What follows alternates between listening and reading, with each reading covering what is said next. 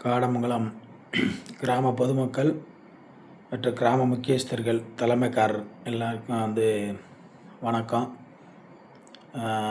இந்த இந்த வீடியோ பதிவு எதுக்கு அப்படின்னா, 2026ஆம் வருஷம் இந்த வருஷத்தை நமது மாசிக்கிளறி கூட்டங்கிறது எப்படி ஒரு வாரத்தில் கூட்டம் கூட்டிடுவீங்க. அப்போ அந்த வருஷம் இந்த ஒரு கூட்டத்திலேயே நம்ம எங்களுடைய உரிமைக்கு பேச வந்தால் அது எங்களுக்கே ஒரு அசிங்கமாக தெரியுது, மன உளைச்சலாக இருக்குது. என்னடா இது வருஷம் போய் ஒரு நல்ல காரியத்துக்கு போய் பேசுகிறதுக்கு இப்படி வருஷம் நம்ம போய் இப்படி நின்றுக்கிட்டு இருக்க வேண்டியதாக இருக்கே அப்படின்ட்டு. அதனால் அந்த வருஷம் ஒரு முடிவுக்கு வந்துடுவோம். ஆமாம், நீங்கள் முடிவு எடுக்கிறீங்களோ இல்லையோ, நாங்கள் ஒரு முடிவுக்கு வந்துட்டோம். நீங்கள் இதுக்கு நாங்கள் இது வரைக்கும் நியாயமாகத்தான் எல்லா பிரச்சனையும் எங்களுடைய உரிமைக்காக நாங்கள் எந்தெந்த முறையில் கேட்கணுமோ அப்படிலாம் தான் கேட்டுக்கிட்டு வந்துக்கிட்டு இருக்கோம். அது எல்லாம் உங்களுக்கெல்லாம் தெரியும். யார்கிட்டையும் தனிப்பட்ட பிரச்சனை பண்ணுறதுக்கோ இல்லை யாரையும் தனிப்பட்ட முறையில் பேசுகிறதுக்கான சூழ்நிலை இது வரைக்கும் வந்ததும் கிடையாது. அவங்க யார் கூடயும் எந்த பிரச்சனையும் பண்ண கிடையாது. இது வரைக்கும் முழுக்க எங்களுடைய உரிமைக்காகத்தான் நாங்கள் போராடிக்கிட்டு இருக்கோம். சரியா? ஆமாம். அதனால் நம்ம கிராமத்தை பொறுத்தவரையில் ஒரு இப்போ சுற்றுப்பட்டி உள்ள கிராமத்துகளுக்கெல்லாம் முன்னோடியான கிராமம் நம்ம கிராமம்.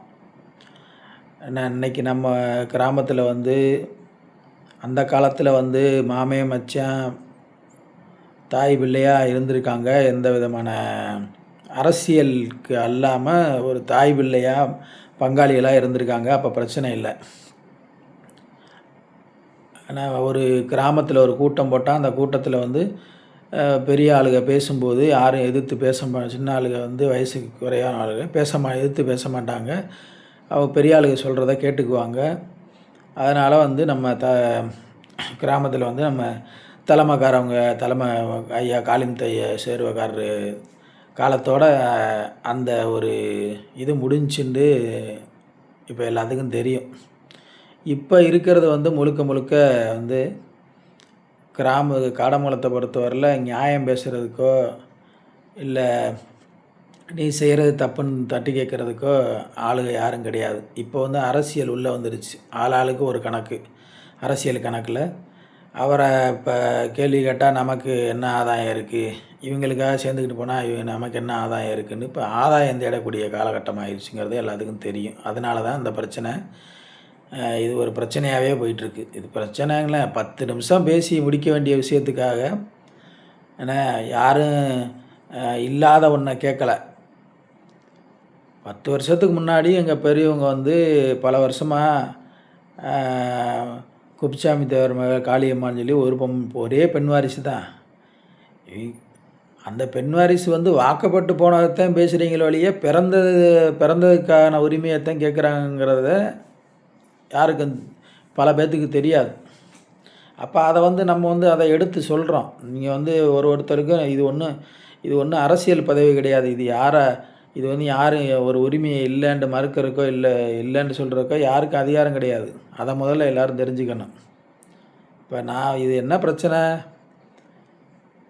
நான் எங்கள் முன்னோர்கள், அதாவது எங்கள் அப்பா, எங்கள் தாத்தா அங்குச்சாமி தேவர், காளிமுத்து தேவர், இவங்கெல்லாம் ஏதோ இந்த ஊருக்கு பிழைக்க வந்தவங்க கிடையாது. அதை புரிஞ்சுக்குங்க. வடக்கமங்கலத்துக்காரருக்கு வாக்கப்பட்டு போயிட்டாங்க, அது ரைட்டு. இன்றைக்கி நம்ம ஊரில் எங்களை மாதிரி 100 பேர் பெண் வாரிசாக பிறந்தவங்க அசலூருக்கு வாக்கப்பட்டு போயிருக்காங்க. அந்த அந்த ஊர்லேயும் அவங்க தாப்பை விட்டு வரியை கொடுக்க தான் செய்கிறாங்க. நம்ம ஊரை பொறுத்தவரையில் அந்த பெண் வாரிசு அந்த காடமங்கலத்துலேருந்து பிறந்து வாக்கப்பட்டு போனது. அப்போ பிறந்ததுக்கு ஆண் வாரிசு இல்லாட்டா அந்த பெண் வாரிசுக்கு வரி உரிமை உண்டு. அது அரை வரி முழு வரி நீங்கள் சொல்கிற கட்டுக்கதையெல்லாம் கிடையாது. ஆண் வாரிசு இல்லாட்டா பெண் வாரிசுக்கு ஆண் வாரிசுக்கு நிகரான வரி தான். அதில் எந்த மாற்றமும் இல்லை. அப்படித்தான் இன்றைக்கி எல்லாம் வாங்கிக்கிட்டு இருக்காங்க, கொடுத்துக்கிட்டு இருக்காங்க. அது எனக்கு மட்டும் கிடையாது, 100 குடும்பத்துக்கு அதே தான். அது யார் வாங்குகிறாங்க, அந்த காலத்துலேருந்து வாங்குறாங்கங்கிறத முதற்கட்டும் எல்லாத்தையும் எடுத்து சொல்லியாச்சு. எல்லாத்துக்கும் தெரியும். எல்லாம் தெரிஞ்சுக்கிட்டே பிரச்சனை பண்ணக்கூடிய ஆளுகளாக இருக்கிறதுனால தான் இவ்வளோ தூரம் இந்த பிரச்சனை இழுத்து ஓடுது. இல்லாட்டன்னு சொன்னால் இது நியாயம் காடமலத்தில் நியாயமாக நீ பண்ணுற தப்புப்பா அப்படின்னு தட்டி கேட்குற அளவுக்கு இப்போ இருக்கிற ஆளுகளில் யாருமே அந்த துணிச்சல் யாருக்கும் இல்லை. அதுதான் உண்மை. ஒரு கிராம கூட்டம்னா அந்த ஒரு கிராமம்னா ஒரு கிராமத்துக்கு ஒரு கட்டுப்பாடு வேணும். நீ யாரும் நான் தப்பு பண்ணால் என்னை என்னடா நீ இந்த ஊரில் இப்படி பண்ணிகிட்டு இருக்க அப்படின்னு கேட்கக்கூடிய தெம்பும் திராணியும் அந்த காலத்தில் உள்ள கிராம கூட்டத்துக்கு இருந்துக்கு. இப்போ அப்படி கேட்குறதுக்கோ அப்படி பேசுகிற நியாயம் பேசுகிறதுக்கோ ஆள் கிடையாது. அதுதான் உண்மை. ஒருத்தருக்கும் ஒரு ஆதாய கணக்கு. அதுக்காக இதைட்டு என்ன நடக்குது அப்படின்னா, ஊர் பிளவுபட்டு ஏதோ பார்க்குற எல்லாத்தையுமே ஒரு எதிரி மாதிரியாக எங்களுக்கெல்லாம் ரொம்ப மனவேதனை. ஒரு வருஷத்தில் 1 நாள் 2 நாள் தாய் பிள்ளையாக இருந்து எல்லாம் எல்லாம் ஒன்றுக்குள்ள ஒன்று சம்மந்தம் பண்ணியிருக்கோம் வச்சுருக்கோம். ஒரு நல்ல நாள் திங்க நாளைக்கு ஒரு சாமி கும்பிட்டு 2 நாள் அந்த திருவிழாவில் பங்கெடுத்துட்டு அவர் பொழப்பை பார்த்து போயிட்டு இருக்கக்கூடிய காலகட்டம் தான் இன்றைக்கி உள்ளது. என்ன அது ஒருத்தனுடைய உரிமை. இது பிறப்பினால் வரக்கூடிய உரிமை. இந்த உரிமையை இல்லைன்னு மறுக்கிறதுக்கு ஒரு தனிப்பட்ட பிரச்சனையை அவருக்கு யாருக்கு பிடிக்கலையோ ஒரு தனிப்பட்ட பிரச்சனையை மனசில் வச்சுக்கிட்டு ஆளாளுக்கு ஒரு காரியம் சொல்லிக்கிட்டு அதுக்காக ஒருத்தனை பிறந்தவங்களை இல்லைன்னு சொல்கிறதுக்கு யாருக்கு அதிகாரம் இருக்குது? அப்போ இதை முதல்ல எல்லோரும் அடிப்படையை தெரிஞ்சுங்க. இதில் என்ன பிரச்சனை? இதில் ஒரு பிரச்சனையுமே கிடையாது. என்ன மாதிரி 100 குடும்பம் கொடுக்குறாயா, நீ அவங்ககிட்ட ஏன் வாங்குற? நான் தான் சொல்கிறேன்ல. நான் சொல்கிற ஆளில் நீ இல்லைன்னு மறுக்கிறதுக்கு உனக்கு திராணி இருக்கா? எல்லாம் கொடுக்குறத நான் நிரூபிக்கிறேன். இன்னார் அந்த காலத்துலேருந்து பெண் வாரி சேர்ப்பில் கொடுக்குறாங்க. 3 பொம்பளையா 4 பொம்பளையா பிறந்தவங்கலாம் கொடுக்குறாங்க. அவங்கெல்லாம் காடாமூலத்துக்கு உரிமை வாங்கிடுறாங்க. 2வது இன்னொரு முக்கியமான விஷயம், காடாமூலத்துக்கு பட்டா போட்டு யாரும் பிறக்கலை. எல்லோரும் பொழைக்க வந்தவங்க தான். யார் எந்தெந்த ஊர்லேருந்து வந்தவங்கிறது எல்லாம் எங்களுக்கு தெரியும். எனக்கு ஒன்றும் தெரியாமல் இல்லை. இது நாள் வரைக்கும் நான் நேரடியாக யாரையும் இது பண்ணலை. ஆனால் இன்றைக்கி நான் சொல்கிறேன், எல்லா பிரச்சனைக்கும் இந்த மூல காரணம் அஸ்திவாரமே இன்றைக்கி நடக்கிற இந்த தலைமைக்காரவங்க சரியில்லாததுனால தான் இந்த பிரச்சனைக்கே தீர்வு அடையாமல் இந்த ஊருக்கு 2ஆக பிளவுபட்டு இருக்கிற மாதிரியான சூழ்நிலை வருது. இன்னும் நீங்கள் திருந்தலண்டா இன்னும் இதை காட்டிலும் மோசமான சூழ்நிலையை தான் போகும். அதனால தான் நான் இந்த நான் பதிவிட வேண்டிய கட்டாயம். ஊரில் கூட்டத்தில் எழுந்திரிச்சு இவ்வளோ தெளிவாக நியாயமாலாம் பேசி அதை நீங்கள் கேட்கக்கூடிய கட்டாயத்தெல்லாம் இருக்க மாட்டேங்கிறது நமக்கு தெரியும். அதனால தான் இந்த பதிவு போட வேண்டிய கட்டாயத்துக்கு ஏற்பட்டு. இப்போ ஒரு பிரச்சனை அப்போ சின்னச்சாமியா காலத்தில் வருது. பல வருஷமாக நாங்கள் வரி கொடுத்துக்கிட்டு இருக்கோம். வரி எங்கிட்ட வாங்கிக்கிட்டு இருக்காங்க. இப்போ இது இன்றைக்குள்ள பிரச்சனை இல்லை.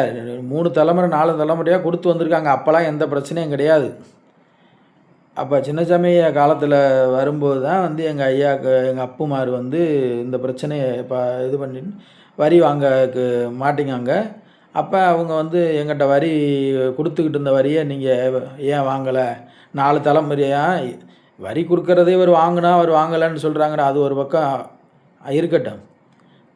ஒரு உரிமை இல்லாத ஒரு இடத்துல நம்ம காடமலத்தில் 4 தலைமுறையாக கொண்டு போய் சுடுகாட்டில் புதைச்சிருக்காங்க அப்படின்டா எந்த உரிமையில் புதைச்சிருப்பாங்க? இதில் யாரும் பொய் சொல்ல முடியுமா? நீ வரி வாங்கியிருக்க, வரி வாங்கலை, அது வேறு பிரச்சனை. நீ வாங்கிட்டு இல்லைங்கிற அதை நம்ம ஒருத்தர் காசு வாங்கியிருக்காரு அப்படின்டா வாங்கினது வாங்கினேன்னு சொன்னால் அத்தாச்சி இருந்தால் அதை கேட்கலாம். அத்தாச்சி இல்லாத போது அதை என்ன கேட்க முடியும்? கடமலத்தில் முதல்ல வரி போட்டு ரெசிப்ட் போட்டுலாம் வரி வாங்கலை. மதுரையில் தொத்தக்குட்டி ஐயா வருவார். எல்லா ஊருக்கும் எல்லா கரையில் உள்ள ஆளுகிட்டையும் வரியை வாங்கிட்டு போவார். ஊரில் அந்தந்த இருக்கிறவங்க வசூல் பண்ணுவாங்க. மொத்தமாக கொண்டு போய் முதக்கரில் கொண்டு போய் கொடுப்பாங்க. அப்போம்போது எந்த பிரச்சனையும் இல்லை. ஆனால் இப்போ இந்த பிரச்சனையெல்லாம் வந்த பின்னாடி தான் இப்போ அந்தந்த கரமால் பிரகாரம் வரி வசூல் பண்ணுறாங்க. அப்படி எந்த பிரச்சனையும் இல்லாமல் போயிட்டு இருந்ததில் ஒரு தனிப்பட்ட பிரச்சனைக்காக நம்மகிட்ட வரி வாங்குறதுக்கு மறுக்கிறாங்க. அப்போ கிராமத்தில் எங்கள் அப்பாமார் போய் கேட்கும்போது மாசிக்கல் இந்த வந்துட்டாங்கப்பா மாசிக்கலரியை தடுக்கிறதுக்கு அப்படின்ட்டு அவளை கேவலப்படுத்தி அவங்க பக்கம் இருக்க 4 தலைமுறையாக கொடுத்துக்கிட்டு இருந்த வரியை வந்து ஏன்டா வாங்க மறுக்கிறீங்க, அதை வாங்கின வரி ஏன்ப்பா வாங்கலை அப்படின்ட்டு பேசியிருக்காங்க, பேசலைன்னு சொல்லலை. ஆனால் அந்த கரையில் இருக்கிறவங்க வந்து ஏப்பா அவங்க வரி கொடுத்தது உண்மைதான், நீங்கள் கிராம பதிவேட்டில் இருக்குல்ல, இந்த கிளார்க்கு காளிமுத்து எந்திரிச்சு சொல்கிறாப்புல, ஆமாம் இவங்க ஊருக்கு வரி கொடுத்துருக்காங்க, அவங்க பேர்கள்லாம் இருக்குதுன்னு சொல்கிறாங்க, இருக்குல்ல சொல்கிறாப்புல. அப்புறம் அதுக்கு மானாங்கனையாக நாங்கள் அதில் போய் பேர் எழுதி வச்சோம். அவர் சொல்கிறார்ல, அவர் சொன்னால் அவர் சின்ன பையன் சொல்கிறதெல்லாம் இங்கே ஏற்றுக்க முடியாது அப்படின்னு சொல்லிடுறது. 2வது அப்புறம் இதில் முதக்கரைக்காரவங்களுக்கு வந்து எங்களுக்கு எந்த பிரச்சனையும் இது வரைக்கும் இருந்ததா நான் கேள்விப்படல. ஆனால் அவங்க தான் முழுக்க வந்து நாங்கள் எதுவும் செய்யலைனால அவர் வந்து அவங்க ஆப்போசிட்டில் இருக்கிற ஆளுகளுக்கு பகைச்சிக்கிறக்கூடாது, அவங்களுடைய ஆதாயத்தை பெறதுக்காகத்தான் இந்த பிரச்சனை வந்து இவ்வளவு தூரம் ஒரு பிரச்சனையாகவே பூதாகரமாக போயிட்டுருக்கிறது. காரணமே வந்து இந்த முதக்கரைக்காரங்க தான். அவங்களுக்கு உள்நோக்கம் இருக்குது, அதில் எந்த மாற்றமும் இல்லை. அது எனக்கு நல்லா தெரியாது. ஏன்னா நீ நியாயமான ஒரு தலைமையாக இருந்தால் 2 பேர்த்துக்கு பிரச்சனை. நான் வந்து எங்கள் அப்பா வந்து சொல்கிறாரு, இந்த மாதிரி எங்கிட்ட 4 தலைமுறையாக வாங்கிட்டு வாங்க மாட்டேங்காங்க, எங்கிட்ட வரி வாங்க சொல்லுங்கன்னு சொல்கிறாங்க. அப்போ ஒரு பாதிக்கப்பட்ட ஒரு 10 குடும்பத்து ஆள் இருக்காங்கண்டா, கிராமத்தில் இருக்க பெரிய ஆள் வந்து அந்த நியாயத்தை கேட்டு கொடுக்கணும். அப்போ அவர் என்ன சொல்கிறாரு, நாங்கள் உங்கள் இதில் நீங்கள் வரி கொடுத்தேங்கிறியா, வரி வாங்கலைங்கிறாப்புல, அப்போ நீங்கள் வந்து உங்களுக்குள்ளே அதை பேசிக்கிங்க. கிராமம் இதில் வந்து அந்த ஆப்போசிட்டில் உள்ள ஆளுங்க சொல்கிறாங்க, நீங்கள் வந்து கிராமம் வந்து எங்கள் கரையில் உள்ள பிரச்சனையை தலையிடக்கூடாதுப்பா, நாங்கள் பேசிக்கிறோம், எங்கள் கரையில் நாங்கள் யார்கிட்ட வரி வாங்கக்கூடாதுன்னு அதை நாங்கள் முடிவு பண்ணிக்கிறோம், கிராமம்லாம் இதில் தலையிடக்கூடாதுன்னு சொல்கிறாங்க. அப்போ சின்னசாமி ஐயா சொல்கிறாரு, ஏப்பா உங்கள் பிரச்சனையை வந்து 2ஆங்கிற பிரச்சனையை நான் வந்து ஊர் கூட்டத்திலலாம் பேச முடியாது, அவங்க ஏற்றுக்கிற மாதிரி தெரில, நீங்கள் அவங்ககிட்ட பேசிக்கிங்க, எப்படி பேசணுமோ பேசிக்கிங்கப்பா, நாங்கள் இதில் தலையிட முடியாதுன்னு சொல்லி கிராமம் வந்து அன்னைக்கே வந்து தன்னை விலகிருச்சு. அப்போ எல்லாத்துக்கும் தெரியும். அப்போ ஒரு தங்கராசு மாமா கூட, என்ன நீங்கள் ஒரு 100 பேர் சேர்ந்து ஒருத்தர் இல்லைன்னு சொன்னால் அதை கிராமம்தான் கேட்டு கொடுக்கணும் அப்படின்றதுக்கு, ஏப்பா உங்களுக்கு வரி காளியம்மா கோயிலுக்கு சாமி கும்பிட்றதுக்கு வேணால் உங்கள் வரியை நீங்கள் முதக்கரில் கொடுத்துட்டு பிரச்சனை முடிகிற வரைக்கும் முதக்கரில் கொடுத்துட்டு சாமி கும்பிட்டுக்குங்க, மற்றபடி உங்கள் பிரச்சனையை நீங்களே, உங்கள் கரை பிரச்சனையை நீங்களே பார்த்துங்கப்பா, அவங்க ஏற்றுக்கிறமா, அவங்க நீங்கள் கேட்கக்கூடாதுன்னு சொல்கிறாங்க, அப்போ நாங்கள் என்ன பண்ண முடியும் அப்படின்னு தன்னை விலகிட்டீங்கல்ல. அன்றைக்கே உங்கள் கிராமம் வந்து இதில் தலையிடாதுன்னு முடிச்சுட்டே 10 அதுக்கடுத்து 5-6 வருஷமாக அந்த பாதிக்கப்பட்ட 10 குடும்பத்தை ஒதுக்கிட்டு தான் நீங்கள் வந்து கரமால் பிரகாரம் வரி வசூல் பண்ணி சாமி கும்பிட்டீங்க. அன்னைக்கு தலையிட நாங்கள் எங்களால் முடியாது, நீங்கள் உங்கள் பிரச்சனை நீங்கள் பார்த்துங்கன்னு தலையில் ஒதுங்கிட்டீங்கல்ல. 5-6 வருஷமாக வரி போட்டு தானே சாமி கும்பிட்டேன். அப்போ அன்னைக்கு வந்து உங்களுக்கு இந்த 10 குடும்பத்தை ஒதுக்கிட்டு சாமி கும்பிட்றதுக்கு மட்டும் உங்களுக்கு வழி தெரிஞ்சு நீங்கள் சாமி கும்பிட்டீங்க. இப்போ இந்த பிரச்சனைக்கு அப்புறம் 2019 நான் வந்து கோர்ட்டில் அப்போ நீ வந்து கிராமம் தலையிடலை. அப்போ அந்த சம்மந்தப்பட்ட ஊர் பெரியவங்ககிட்ட கேட்கும்போது, ஏப்பா நீ வந்து இந்த இதுக்கு வந்து உங்கள் கரைக்குள்ளேயே நீங்கள் பேசி இது பண்ணி வந்தால் தான் சரியாக வரும்னு சொல்கிறாப்புல சில பேர் கிராம முக்கியஸ்தர் சொல்கிறாங்க. அப்போ நான் வந்து என்ன பண்ணுறேன்னா, முதல்ல இவர் காந்தி மாமாவை போய் பார்க்குறேன். அவர் வந்து, எப்பா நீங்கள் சொல்கிறதெல்லாம் சரிதான், நான் மட்டும் இந்த கரையில் எந்த முடிவும் எடுத்து பேச முடியாது, நீங்கள் இந்த 2ஆங்கரையை பொறுத்தவரையில் அவர் காளிமுத்து எஸ்பி காளிமுத்து அவர் சொன்னால் எல்லோரும் கேட்டுக்குருவாங்கப்பா, நீங்கள் ஒரு வார்த்தை அவர்கிட்ட போய் பேசுங்கன்னு சொல்கிறாப்புல. அப்படியா மாமா, சரி ஓகே நாங்கள் அவர்கிட்ட போய் பேசுகிறோம் அப்படின்னு சொல்லிட்டு 1 இல்லை 2 இல்லை, அவர் விஜயராமம்மாவை கூட நேராக கூட்டிகிட்டு போனோம். 4 பேர் போனோம். 3 டயம் எல்லோரும் தெரிஞ்சுக்குங்க. அவர்கிட்ட நான் ஓப்பனாக தான் சொல்கிறேன், மறுக்க முடியுமான்னு நீங்கள் நேரடியாக கேட்டுங்க. 1 இல்லை 2 இல்லை 3 டயம் நேரடி நான் கிராம கூட்டத்திலே எந்திரிச்சு பேசியிருக்கேன், அவரை வச்சுக்கிட்டேன். 3 டயம் அவரை போய் பார்க்குறோம். பார்த்து இந்த மாதிரி மாமா இந்த பாருங்க, உங்கள் தாய் மாமா வீட்டில் முதற்கட்டும் 3 பொம்பளையாக பிறந்து 3 பேரும் 3 ஊரில் வாக்கப்பட்டிருக்காங்க. சின்ன கொட்டக்கார ஐயா, பெரிய கொட்டக்கார ஐயா, அப்படின்ட்டு அந்த காலத்தில் இருக்கிற வரி ஒன்றாங்கரையிலேருந்து அஞ்சாங்கரை வரைக்கும் உள்ள வரி லிஸ்ட்டுகளை எல்லாத்தையும் எடுத்து காட்டுறேன். இவங்கெல்லாம் வந்து பெண் வாரிசை பிறந்தவங்க, இவங்களுக்கெல்லாம் வந்து எப்படி உரிமை இருக்கோ அதே மாதிரி தான் இந்த குப்புசாமி தேவர் காளியம்மாளுக்கும் உரிமை இருக்குது. அதன் அடிப்படையில் எங்கள் ஐயாக்கமார் வரி கொடுத்துட்டு வந்திருக்காங்க. இதில் என்ன உங்களுக்கு என்ன பிரச்சனைவாம்மா? 2வது இந்த குப்புசாமி தேவருக்கு மூத்த தாரத்துக்கு பிறந்தது தான் நான் இந்த காளியம்மாங்கிற கிழவி, ஒரே பொம்பளை பிள்ளை. 2ஆம் தாரமாக பிறந்தது தான் சிவசாமி தேவர் உங்கள் ஐயா 2ஆம் தாரத்துக்கு பிறந்தது. அப்போ நாங்கள் மூத்த தாரத்து வாரிசு, நீங்கள் 2ஆம் தாரத்து வாரிசுமாம்மா அப்படின்னு எல்லாம் தெளிவாக எடுத்து பேசுகிறோம். அப்போ அவர் என்ன சொல்கிறாரு, அப்போ வந்து மாசிக்கிளறி கூட்டம் நெருங்கி வருது. அப்போ அவர் என்ன சொல்கிறாரு, நீங்கள் ஊர் கூட்டத்திலலாம் பேச வேண்டாம் அந்த விஷயத்த, நீங்கள் நேரடியாக வந்து என்கிட்ட வந்து நம்ம வீட்டிலே வச்சு நம்ம கரையில் இருக்க எல்லாத்தையும் கூப்பிட்டு பேசுவோம்ப்பா, நீங்கள் ஊர் கூட்டத்திலலாம் பேச வேண்டாம் அப்படின்னு சொல்லிடுறாரு. அப்போ சரி ரைட்டு மாமா, ஒன்றும் பிரச்சனை இல்லை, நாங்கள் வந்து ஊர் கூட்டத்தில் போய் பேச வேண்டிய என்ன அவசியம் இருக்குது, நம்ம கரையிலேயே நம்ம எல்லா பங்காளிகளையும் கூப்பிடுங்க, எங்கள் பக்கம் இருக்க நியாயத்தை சொல்கிறோம், அதில் நியாயமாக இருந்தால் நியாயம்னு சொல்லி ஏற்றுக்குங்க, இல்லைன்னா இல்லைன்னு சொல்லுங்கள், அதுக்கான விளக்கத்தை கொடுக்குறேன்னு சொல்லிட்டேன். அப்போ மாசிக்கிளறி கூட்டம் முடிஞ்சிச்சு. 2 டைம் போய் பார்த்துட்டேன். 3வது டைம் சூலாடெல்லாம் கேட்டு முடிச்சாச்சு. செவ்வாய்க்கிழமை 2019 வருஷம். அப்போ போனோம், அங்கே நேரடியாக போயிட்டு வீட்டு வாசலில் நின்று கேட்குறோம். ஆள் வந்து இங்கே இல்லை, வெளியில் போயிட்டாருன்னு சொல்கிறாங்க. அப்படியா, சரின்னு சொல்லிட்டு ஃபோன் பண்ணுறேன். ஃபோன் பண்ணி, மாமா அந்த மாதிரி வந்திருக்கேன் மாமா அப்படின்னு. ஏப்பா நான் வெளியில் இருக்கேன்ப்பா, அது நான் எல்லாம் கரையில் எல்லாத்தையும் பேசி பார்த்தேன், அது யாரும் ஒன்றும் ஒத்துக்கிற மாதிரி தெரியல, அது ஏற்கனவே நிறையா பிரச்சனைலாம் ஆகி அடிதடிலாம் ஆயிடுச்சு, அதனால் நாங்கள் என்ன வந்து கரையில் யாரையும் சேர்த்துக்கிற மாட்டோம்னு சொல்லிட்டாங்க, அதனால் நீங்கள் வந்து நீங்கள் யார்கிட்ட கேட்கணுமா கேட்டுங்கப்பா, நீங்கள் எப்படி பார்க்கணுமா பார்த்துங்கப்பா அப்படின்னு சொல்லிடுறாப்புல. நான் பேசுனதுக்கு ஒரு துளி கூட நான் பொய் சொல்லலை, இந்த ஓப்பனாக தான் சொல்கிறேன், நீங்கள் நேரடியாகவே அவர்கிட்ட கேட்டுக்கலாம் இதுவெல்லாம் நடந்த உண்மையா இல்லையாண்டு. அப்போ எனக்கு எங்களால் அப்போ கிராமமும் கைவிட்டுருச்சு. சம்மந்தப்பட்ட கரைக்கு தலைமையாக இருக்கிறவர் அவரை போய் பாருங்கன்னா அந்த எஸ்பி காளிமுத்து அம்மாவும் சொல்லிடுறாப்புல, இந்த மாதிரி எங்களுக்கு எல்லாத்தையும் பேசி பார்த்தேன், ஒன்றும் ஆகலைப்பா, நீங்கள் எப்படி பார்க்கணுமா பார்த்துங்கன்னு சொல்லிட்டா. அப்போ எங்கள் கிராமமும் தலையில் கரையில் உள்ள ஆளும் ஒத்துக்கிற மாட்டேங்காங்க அப்படின்னா, அப்போ நான் எனக்கான நீதியை நான் எங்கே வாங்குறது? அடுத்த கட்ட ஆப்ஷன் என்ன எனக்கு? அப்போ கோர்ட்டுக்கு தான் போகணும், அப்போ நீதிமன்றத்தில் தான் எனக்கான உரிமையை வாங்கணும்.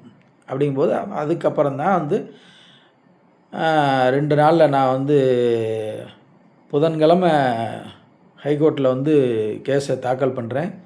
வியாழக்கிழமை கேஸு வருது.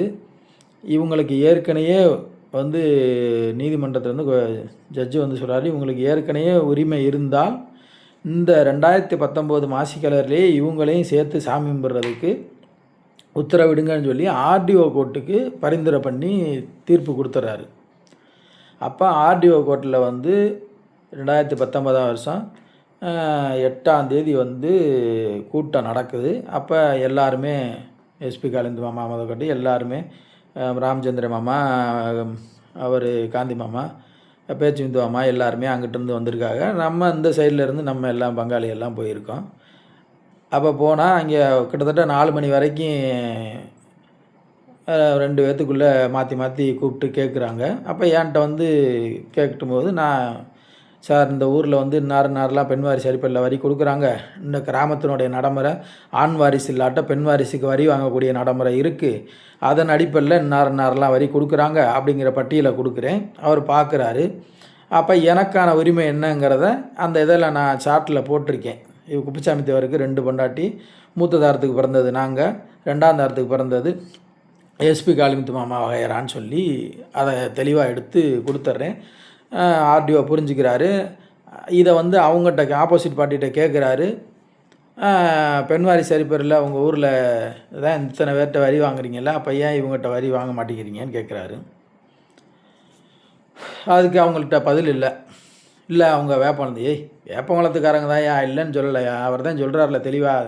வேப்பங்குளத்தில் பிறந்த முத்துக்கருப்பண தேவருக்கு வரி கேட்டு இங்கே வரல, காடாமலத்தில் பிறந்த குப்புசாமி தேவர் காளியம்மான் தான் சொல்கிறாப்புல. அதுக்கு முதல்ல பதில் சொல்லு. அப்போ அது ஒரு பொம்பளையாக பிறந்ததுக்கு உரிமை இருக்கா இல்லையா அப்படின்னு கேட்குறாப்புல. அதை மறுக்க முடியலை. அப்போ அந்த கரையில் இருக்கிற கரை தலைமகாரர் என்ன சொல்லிடுறாரு, ஐயா எனக்கு வரி இவங்க ஏற்கனவே 96 வந்து ஐயங்கோயிலில் கும்பாபிஷேகம் நடந்துச்சு. அந்த கும்பாபிஷேகத்தில் வந்து கிராமத்து 2ஆங்கரை வரி லிஸ்ட்டில் வந்து நார்ட்டன்னு சொல்லி 2ஆங்கரை வரியை வந்து வசூல் பண்ண சொல்லி ஒரு கிராமம் எழுதி கொடுத்த லிஸ்ட்டு வச்சுருக்காரு. அந்த லிஸ்ட்டில் வந்து எங்கள் பேர்கள்லாம் இருக்குது. அப்போ அதை எடுத்து கொடுக்குறாப்புல. இவங்கெல்லாம் வந்து வரி கொடுத்தது உண்மைதான், 4 தலைமுறையாக அந்த சுடுகாட்டில் புதைச்சது உண்மைதான், எனக்கு தெரியும். இந்த ஒரு குறிப்பிட்ட சில பேருக்கு வந்து பிரச்சனை ஏற்பட்டதில் வந்து இவங்ககிட்ட வரி வாங்கக்கூடாதுன்னு சொன்னாங்க. அதன் அடிப்படையில் நான் இது வரைக்கும் வரி வாங்காமல் இருக்கேயா அப்படிங்கிற உண்மையை சொன்னாப்புல. உடனே நீ எப்படி அப்படி சொல்லலாம் அப்படி இப்படின்னு சொல்லி அவருக்குள்ளே பேசிக்கிட்டாங்க. கடைசி 4 மணிக்கு வந்து யார் பிரச்சனை பண்ணாங்களோ இது ஒன்றும் சரியாக வர மாதிரி தெரியல, யார் ஒருத்தர் பிறந்தவங்களே இல்லைன்னு சொல்கிறதுக்கு யாருக்கும் அதிகாரம் கிடையாது, இவங்களை ரிமாண்ட் பண்ணுங்கள், யார் பிரச்சனை பண்ணாங்களோ அவங்கள ரிமாண்ட் பண்ணுங்க அப்படின்னு சொன்னோன்னே அவர் எஸ்பி காளிந்தம்மா சொல்லிட்டாப்புல, சார் நீங்கள் ஆர்டரை ரெடி பண்ணுங்கள் சார், நான் கையெழுத்து போட்டுறேன் அப்படின்னு சொல்லிடுறாப்புல. அப்போ முதல் கையெழுத்து எஸ்பி காளிந்தம்மா தான் போடுறாரு, 2வது கையெழுத்து ராமச்சந்திர மாமா போடுறாரு, 3வது கையெழுத்தாக காந்தி மாமா போடுறாரு. சரியா? இப்போ இதில் வந்து தெளிவாக அதில் வந்து தமிழில் தான் குறிப்பிட்டிருக்காங்க. இது வந்து இன்னார் வந்து கோர்ட்டில் கேஸ் போட்டிருக்காரு, ஜெயபாலன் தரப்பு வந்து 2ஆம் கரை வரியாகவே செலுத்தி 2ஆம் கரை பங்காளிகளுக்குள்ள உரிமையின் அடிப்படையில் இவங்ககிட்ட வரி வாங்கி சாமி கும்பிட சொல்லித்தான் பிரச்சனை பண்ணக்கூடிய. ஏன்னா இவர் வந்து நாளைக்கு நாங்கள் எனக்கு தெரியாதுங்க, அவர் காந்தித்தேவர் கையெழுத்து போட்டுக்கார் எனக்கு தெரியாது அப்படின்னு தன்னை வளர்க்கலாங்கிறக்காகத்தான் அந்த ஆர்டிஓ வந்து புரிஞ்சுக்கிட்டு யார் பிரச்சனை பண்ணுறாங்களோ அவங்கள்ட்ட இதை ஆர்டர்லேயே மென்ஷன் பண்ணி அவங்க மூலமாக வரியை வாங்கி கொண்டு போய் தலைமகார்கிட்ட கொடுங்கன்னு சொல்லியிருக்காத்தேன். அந்த ஆர்டர்லேயே தெளிவாகவே குறிப்பிட்டு திரு 2ஆங்கரையை சேர்ந்த இது எஸ்பி காளிமுத்து மற்றும் ராமச்சந்திரன் இவர்களிடம் வகைராக்களிடம் இவர் வரியை செலுத்தி இந்த நடக்கும் திருவிழாவிலே இவர்கள் பங்கெடுத்து கொள்ள முழு மனதுடன் ஒப்புக்கொண்டு சம்மதம் தெரிவிக்கிறோன்னு சொல்லி கையெழுத்து போட்டாச்சு. இது எல்லாத்துக்கும் தமிழில் தான் இருக்குது. இதை இந்த ஊர் கூட்டத்தில் எந்திரிச்சு சுந்தர சித்தப்பா இருந்தால் நல்ல ஆம்பளையாக இருந்தால் இந்த தீர்ப்புக்கு நீங்கள் பதில் சொல்லுங்கள், ஒத்துக்கிட்டு தான் கையெழுத்து போட்டுக்கிங்களேன்னு சொல்லி கேட்டாப்புல. அது எல்லாத்துக்கும் தெரிஞ்ச விஷயம். இப்போ ஒத்துக்கிட்டு கையெழுத்தை போட்டு காசையும் அதே இடத்துல 500 ரூபா வரி 16 பேருக்கு 8000 ரூபா அதே இடத்துல பழனி எண்ணெய் வந்து அவர்கிட்ட கொடுக்குது. அவர் இல்லை நான் வீட்டில் வந்து வாங்கிக்கிறேன் அப்படின்னு சொல்கிறாப்புல. அப்போ ஆர்டிஓ என்ன இங்கே ஒரு இது பண்ணுறீங்க அப்படின்னு சொன்னேன். இல்லை சார் வரி இங்கேனே வாங்க மாட்டீங்கப்பல அப்படின்னு. ஏன் நீங்கள் என்ன வாங்க வேண்டியதானே? இல்லை சார் நான் வீட்டில் போய் வாங்கிக்கிறேன். ஏன் வாங்கிக்கிங்க சார், எதுக்கு பிரச்சனை பண்ணுறீங்க அப்படின்னா அதே இடத்துலையே கொடுத்துட்றோம். அப்போ இவர் வரியை வாங்கிட்டு போய் என்ன பண்ணுறாப்புல, சம்மந்தப்பட்ட 2ஆங்கரை தலைமகார்கிட்ட காந்தித்தேவர்கிட்ட ஒப்படைக்காமல் கொண்டு போய் முதக்கரைக்காரர் காளீஸ்வரன்ட்ட கொண்டு போய் கொடுக்குறாரு. அப்போ ஒத்துக்கிட்டு கையெழுத்து போட்டாச்சு, எல்லாருமே போட்டாச்சு. கோர்ட்டு வந்து விசாரிக்க சொல்லுது. அந்த உத்தரவின் அடிப்படையில் ஆர்டிஓ விசாரிக்கிறாரு. ஆர்டிஓ நீதிமன்றத்தில் விசாரணை நடக்குது. விசாரணை அடிப்படையில் 2 தரப்பும் ஒத்துக்கிட்டு கையெழுத்து போட்டாச்சு, காசும் வாங்கியாச்சு.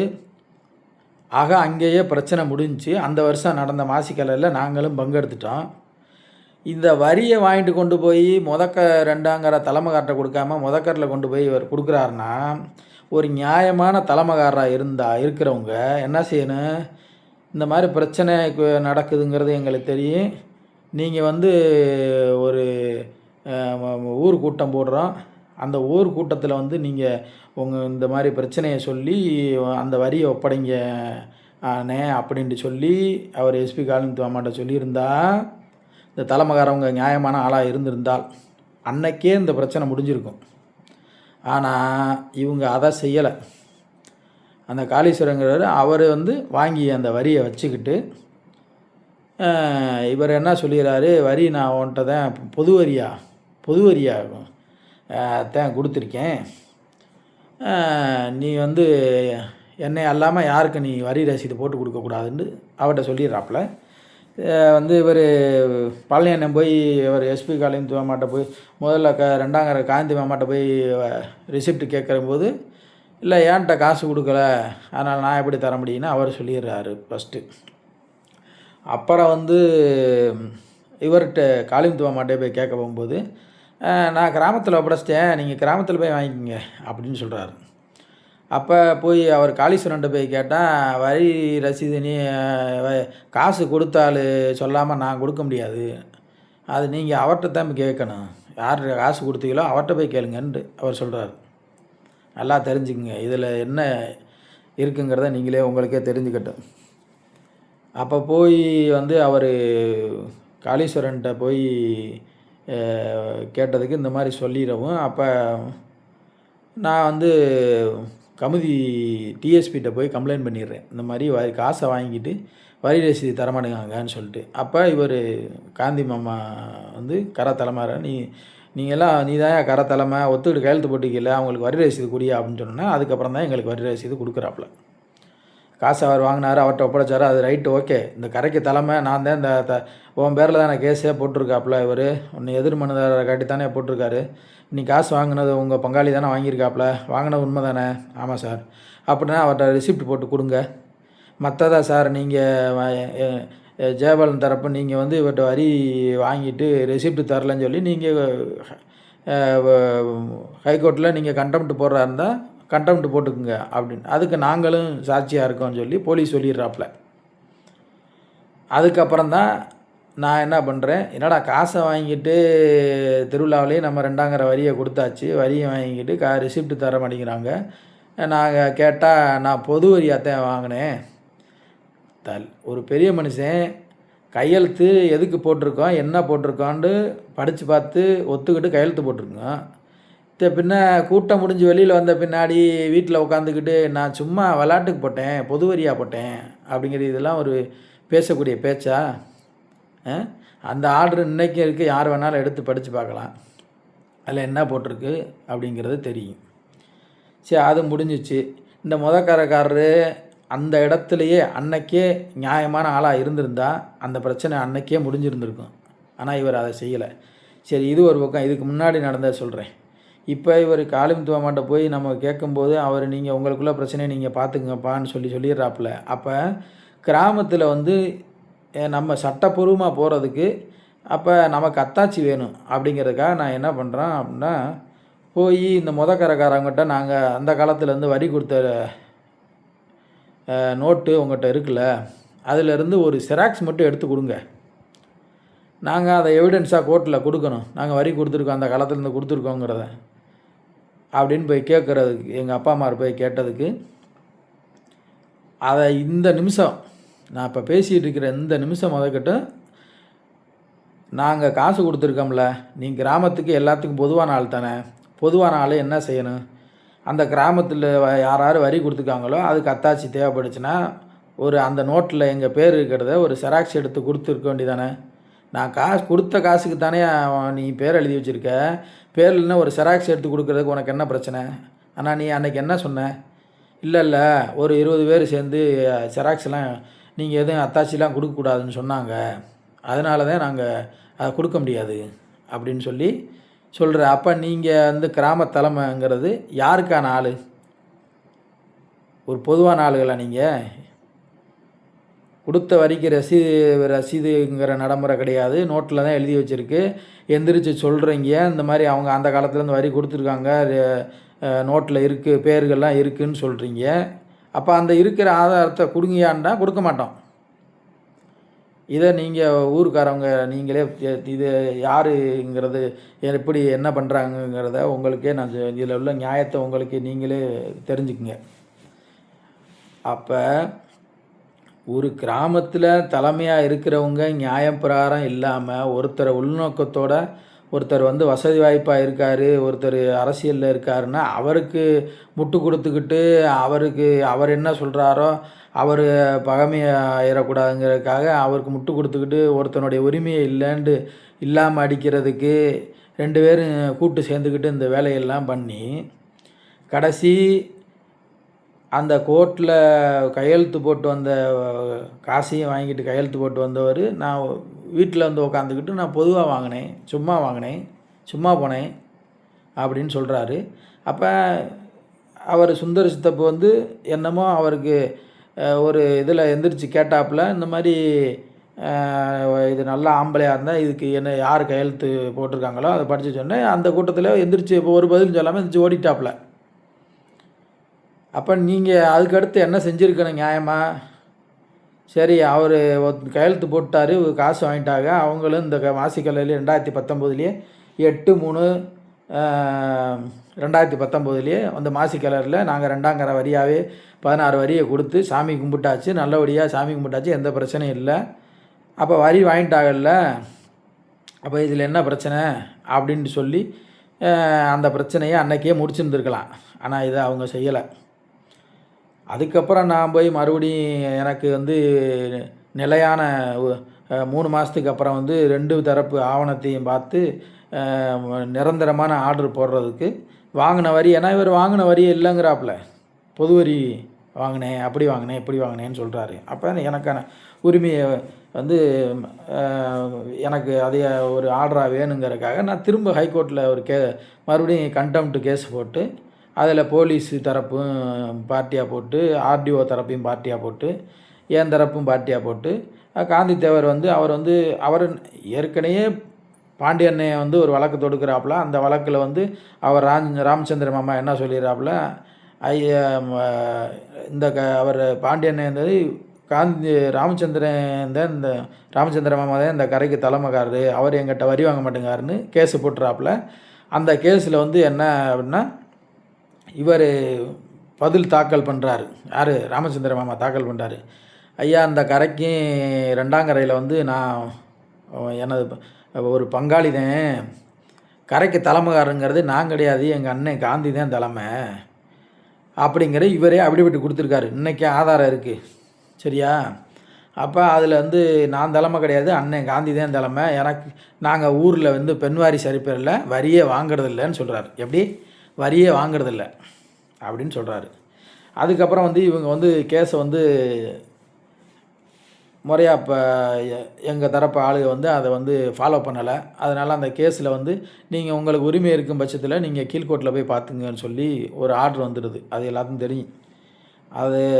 அது வந்து அதுக்கப்புறம் தான் நான் வந்து ஹைகோர்ட்டில் கேஸை போட்டு நான் வந்து இந்த வழக்கை எதிர்கொண்டு 8/3/2019 இந்த ஆர்டரை வாங்கிடுறேன். அப்போ அதுக்கப்புறம் வந்து நிரந்தரமான ஆர்டர் வேண்டி போட்டதில் வந்து அதுலேயும் நிரந்தரமான ஆர்டரு எனக்கு கிடச்சிருது. இவங்க வந்து எதிர்ப்பு தெரிவிக்கிறவங்க வந்து உள்நோக்கத்தோட இவங்களுக்கு காழ்ப்புணர்ச்சி தனிப்பட்ட பிரச்சனைக்காக தான் எதிர்ப்பு தெரிவிக்கிறாங்க. மற்ற இந்த கரையிலுடைய தலைவர் வந்து இவங்ககிட்ட இன்னார் வந்து என்னை மிரட்டினாங்க, அதனால் நான் வரி வாங்காமல் இருந்தேன். இப்போ அவங்க சொல்லியிருக்கிற ஆதாரங்கள், அவங்க இன்னார் பிறந்தது, ஏன்னா நான் பிறந்தது உண்மை தானேயா, இதில் என்ன ஆதாரம் என்ன வேண்டி கிடக்கு? நான் இன்னாருக்கு பிறந்தேன் இன்னாருக்குங்கிறதுக்கு என்கிட்ட ஆதாரம் இருக்குது. அதை இல்லை இவர் இன்னாருக்கு பிறக்கலன்னு உன்ட்ட எதுவும் ஆதாரம் வச்சுருக்கியா? இருந்தால் காட்டு. இல்லை நீ இல்லை பெண்வாரி சரிப்பில்லை, இந்த காரமரத்தில் நாங்கள் யார்ட்டையுமே வரி வாங்கலைங்கிறத காட்டு. இப்போ எதுவுமே இல்லாமல் நீ வந்துக்கிட்டு எவனா ஒருத்தனை பிடிக்கலைங்கிறதுக்காக அவருக்கு நாங்கள் வரி வாங்க முடியாது அப்படின்ட்டு சொல்கிறாருன்னா, அதை இந்த கிராமத்தில் தலைமைக்காரராக இருக்கிறவரும் அதுக்கு ஆமாசாமி போட்டுக்கிட்டே இருக்கிறதுனால தான். அப்போ இவங்க 2 பேருனுடைய இதில் பெரும்பான்மையாக இருக்கிறதுனால இந்த ஊரில் உள்ள முக்கியஸ்தராக இருக்கக்கூடிய சில பேர் வந்து இவங்களுக்கு நியாயத்தை பேசுறதுக்கு முடியாமல் இவங்களை பகைச்சிக்கிறதா நியாயத்தை அப்படிங்கிறதுல நீங்களும் தன்னை விலகிடுறீங்க. அப்போ யார் தான் பேசுகிறது? இதில் நியாயமாக பேசக்கூடிய ஆள் பேசுனா அவங்க பார்ட்டி அப்படின்னு பார்ட்டி கணக்கு கொண்டு வரீங்க. அப்போ யார் தான்ப்பா பேசுகிறது? அப்போ இதுதான் இங்கே நடக்கிற சூழ்நிலை. இப்போ 2019 பிரச்சனை முடிஞ்சு திரும்பி நான் நிரந்தரமான ஆர்டர் வாங்குகிறேன். போன வட்டை ஒத்துக்கிட்டு கையெழுத்து போட்டுவிட்டு நான் சும்மா வாங்கினேன்னு சொல்லிட்டாங்க அப்படின்னு சொல்லி தான் நான் ஆர்டர் வாங்கின பின்னாடி நோட்டீஸ் அடித்து நன்றி தெரிவித்து ஒட்டிட்டேன். ஸோ எல்லாத்துக்கும் தெரியும். ஏன்னா அதுக்கப்புறம் வந்து அவர் ராமச்சந்திர மாமா ஹைகோர்ட்டுக்கு அதை சேலஞ்ச் பண்ணி இந்த 2 ஆர்டர் ஆர்டிஓ மிரட்டி ஆர்டர் வாங்கிட்டாங்க. இந்த 2ஆம் கரைக்கு தலைமை வந்து நான் தான். இந்த 100 பேர் 120 பேர்கிட்ட கையெழுத்தையும் கைரேகை எல்லாம் வாங்கிக்கிட்டு நாங்கள் ஒரு தீர்மானம் போட்டோம். இன்னாரை வந்து ஒத்துக்கிட்டு கையெழுத்து போட்டது முதல் கையெழுத்து எஸ்பி காளிமுத்துமாவும் ராமச்சந்திர மாமா தான் முதல் கையெழுத்தே போட்டிருக்கீங்க. திருப்பி இவர் காந்தி தேவர் வந்து காசை வாங்கிக்கிட்டு அவங்களுக்கு சார்பாக இது பண்ணிட்டாருன்னு சொல்லி ஒரு தீர்மானம் போட்டு அதில் 100 பேர்கிட்ட கையெழுத்தை வாங்கி கொண்டு வந்து ஹைகோர்ட்டில் கொடுத்து இந்த 2 ஆர்டர் சேலஞ்ச் பண்ணி வந்தார். கோர்ட்டு தெளிவாக சொல்லிருச்சு, இங்கே இது ஒன்றும் அரசியல் பதவி கிடையாது, இது பிறப்பினால் வரக்கூடிய உரிமை. ஆப்பநாடு கொண்டையங்கோட்டை மறவர் சமுதாயத்துக்கு உட்பட்ட பலாயிரம் கிராமம் இருக்குது. அந்த கிராமத்துக்கு இந்த நடைமுறைங்கிறது இருக்குது. அது பிரகாரம் உங்கள் ஊர்லேயும் 5 கரை ஒன்றை தவிர்த்து 5 கரைக்காரவங்க இந்த நடைமுறையில் இருக்காங்க. அதனால் பிறப்பினால் வரக்கூடிய இந்த தலைமைக்காரங்கிற உரிமைங்கிறது வந்து பிறப்பினால் வரக்கூடிய உரிமை. அது யாருக்கு இது என்ன உரிமை அப்படிங்கிறது எல்லாத்தையும் முதல்ல என்னமோ உரிமைன்னா என்ன, ஒரு கிராமத்தில் பங்காளிகளாக இருக்கிறவங்க ஒருத்தர் ஒரு கரைக்கு தலைமையாக இருந்து அந்த திருவிழா அப்போ அவங்க பங்காளிகிட்டலாம் வரி வசூல் பண்ணி கொண்டு போய் ஒரு ஊர் தலைமைக்காரங்களை ஒருத்தரை நியமித்து அவங்கள்ட்ட வந்து இந்த ஊருக்கு வரியை எல்லாத்தையும் கொடுத்து திருவிழா வந்து அதில் பங்கெடுத்துக்கிட்டு திருவிழா முடிஞ்ச பின்னாடி அவங்க அந்த ஊர் தலைமைக்காரங்க வந்து காளாஞ்சியை வந்து அந்தந்த ஆளாளுக்கு போய் கொடுக்க முடியாங்கிறதுக்காக அந்த தலைமைக்கார்ட்ட எப்படி வரியை வாங்கினாங்களோ அதே மாதிரி அவர்கிட்ட காளாஞ்சியை ஒப்படைச்சி அவங்க மூலமாக அவங்க வரி கொடுத்தவங்களுக்கான உரிமைக்கு அவங்க காளாஞ்சி கொடுக்கறது. இதுதான் நம்ம இப்போ முன்னோர்கள் வழி வந்த ஒரு உரிமை. இதுதான் வந்து கரத்தலைமைக்கான உரிமை. மற்ற வேறு கரத்தலைமைன்னா ஏதோ பெரிய கிரீடம் வச்ச பதவி அப்படிலாம் கிடையாது. அவங்க தெய்வ தொண்டாற்றுறதுக்கு அவங்களுக்கு ஒரு வாய்ப்பு கிடச்சி யார் தலைமையாக இருக்காங்களோ அவங்க அந்த காரியத்தை செய்கிறாங்க. இவர் தான் இந்த ஒரு தலைமைக்கான இது. இதை வந்து நம்ம ஊரனுடைய நடைமுறை எப்படின்னா, இது ஆண்டாண்டு காலம் யாரோ அவங்களுடைய மூத்த வாரிசு யாரோ அவங்க தான் வர முடியுங்கிறது ஊரறிஞ்ச உண்மை. இதுதான் நமக்குள்ள உரிமை. இது வந்துக்கிட்டு நீ 100 பேர் சேர்ந்து 200 பேர் சேர்ந்து என்ன ஒட்டுமொத்த காரமங்கலமே சேர்ந்தாலும் ஒரு தலைமைக்காரரை இல்லைன்னு மாற்ற முடியாது. அதுதான் ஹைகோர்ட் வந்து தெளிவாக சொல்லிட்டாப்புல. என்ன சொல்லிட்டாங்க, மிஸ்டர் ராமச்சந்திரன் உங்களுக்கு வந்து நீங்கள் இந்த 2ஆம் கரையில் ஒரு ஆள், அவ்வளோதான். மற்றபடி வந்து இது பிறப்பினால் வரக்கூடிய உரிமை. அது வந்து எல்லா கரையிலையும் அந்த நடைமுறை தான் இருக்குது. அதனால் 100 பேர் இல்லை எத்தனை பேர் சேர்ந்து கையெழுத்து போட்டாலும் அது செல்லுபடி ஆகாது. அவர் தான் கர தலைமைக்காரரு. இந்த அதாவது ஜெயபாலன் தரப்புக்கு வந்து உயிரோடு இருக்கும்போது இவங்கள எல்லாரும் கூடயும் சேர்ந்து சாமி கும்பிட்றதுக்கு உரிமை இல்லைன்னு சொல்லிட்டாரு. செத்தா புதைக்கிறதுக்கு சுடுகாட்டில் மட்டும்தான் உரிமை கொடுத்துருக்காங்க அப்படின்ட்டு சில என்ன சொல்கிறது பெரிய மெத்த படித்த மேதாவிகள்லாம் பேசிக்கிட்டு தெரிய இருக்கட்டும், ஒன்றும் பிரச்சனை இல்லை.